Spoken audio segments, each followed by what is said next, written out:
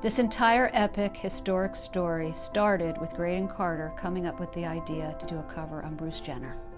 We discuss absolutely every detail of the surgeries that Bruce Jenner will endure to what his new name will be. Bruce Jenner means two different things to two different groups of people.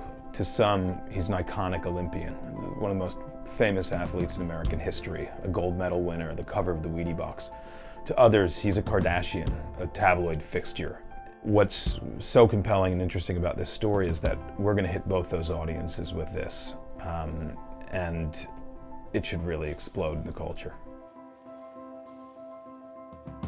After weeks and weeks of preparation, we are finally ready to go to Malibu to do the shoot with Bruce Jenner and Annie Leibovitz on May the 5th.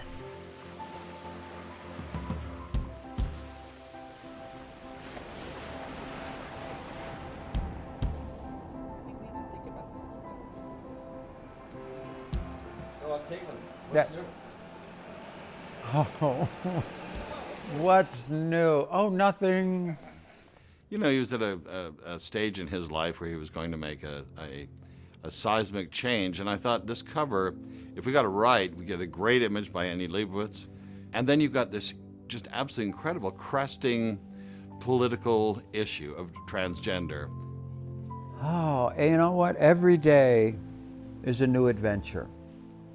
Over the last 6-9 months, everything has accelerated quickly in my life. Too fast in some ways? No. How's the pace? Sometimes not fast enough. Not fast enough. I'd basically be inside this house for the last 3 months. Okay, I haven't really left. Caitlyn lives, she has a beautiful perch in the Malibu hills. It's high above the ocean. You go out up, a winding road which goes on for miles, and then finally you arrive at the top of this peak.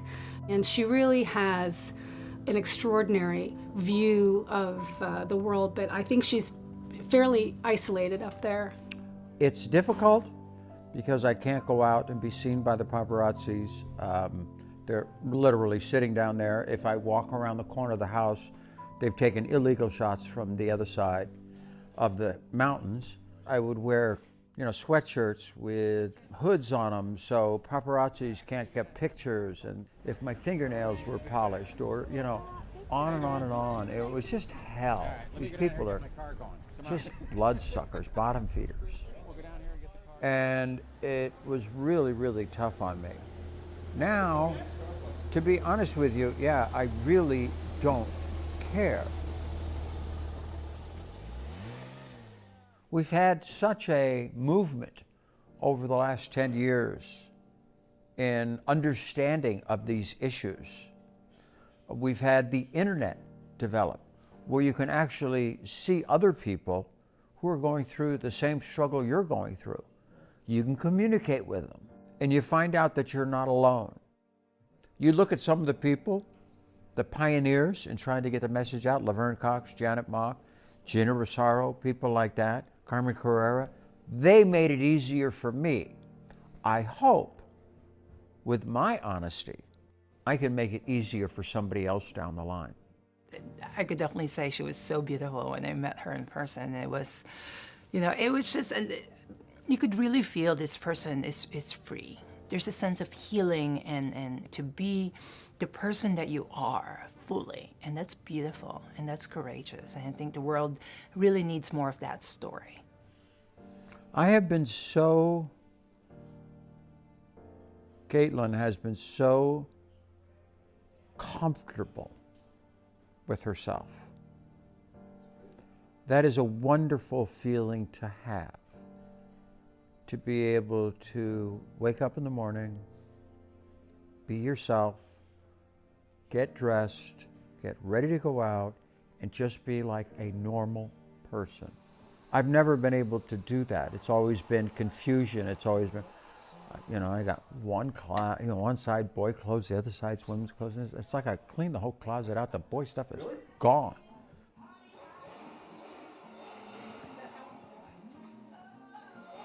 When I first met Caitlyn, We talked about building her wardrobe and what that would entail, what she thought she might want to wear in the future, what kind of a woman in terms of style she wanted to be.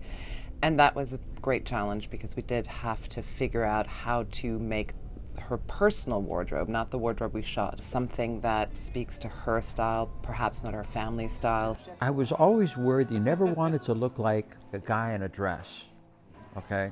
If you're gonna do that and come out, you really have to look the part. You have to look very feminine. You have to be able to, what I call my presentation is extremely important because it puts people at ease. And if you can do that, okay, people are at ease.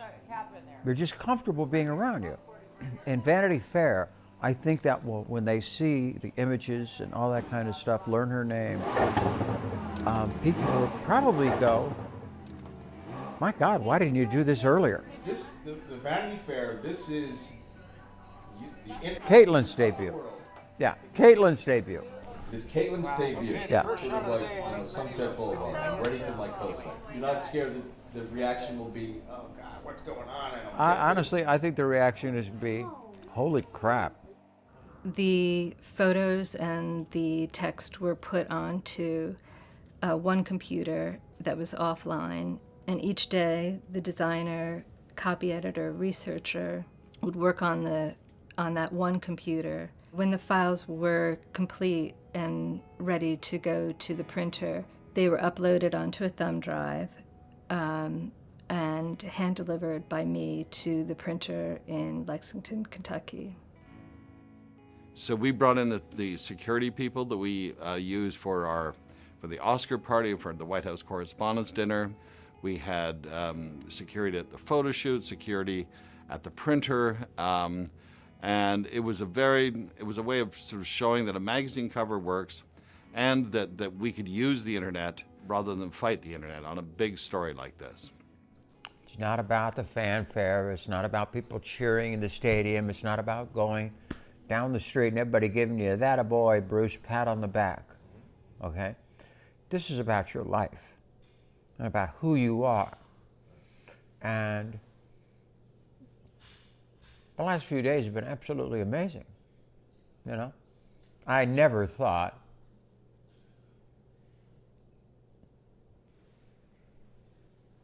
that someday I'd be able to do this. So, it's been great. I had so many good people and love and support. It's great. I mean, Annie Leibovitz cried at one point. I know. She said it was the emotional connection. She said, I felt I saw the making of Honestly, Caitlyn, which I thought was really honestly, I think we accomplished a lot of things today. Not only, did she shoot some phenomenal pictures, and I had this one time where I had not had a mirror behind me, and they put this mirror up behind when I was doing this shoot. Had this rocking black outfit on, formal outfit. And I kind of from a distance looked in the mirror and I thought, oh my God. It's the first time I'd ever really seen an image of me, of who I am. I mean, over the top better than I thought it would ever be, especially at my age. You think it's kind of over with at that age. And seeing that image was powerful to me, powerful. And I kind of looked down and said, you know what? This is going to work. We're going to be okay with this, So, yeah, we move forward. I am so excited about the future.